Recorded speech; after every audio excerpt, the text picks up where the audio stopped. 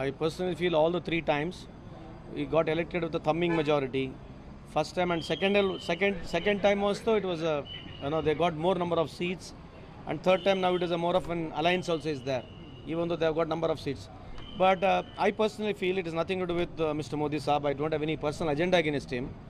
But today, if you see the whole country as such, when you compare to other countries, the today comparison as to whom? Today, Bangladesh per capita income is much more better than India.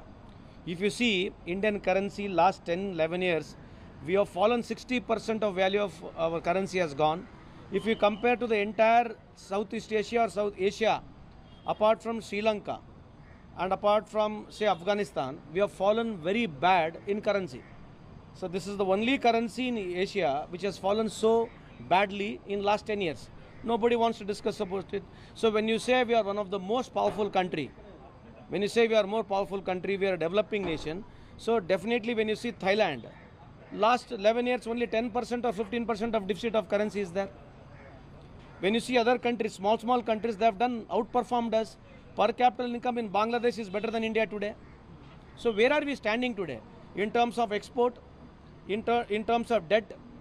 So where are we standing? So the whole concept what he started with, today the whole narration he himself has changed.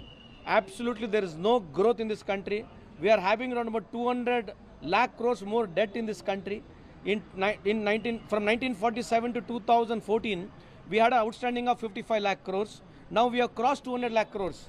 When 2014, the dollar was at 58 rupees a dollar. Now it is almost 94 rupees a dollar. Even though from 2004 to 2014, average our buying price of crude oil was of $95 to $100.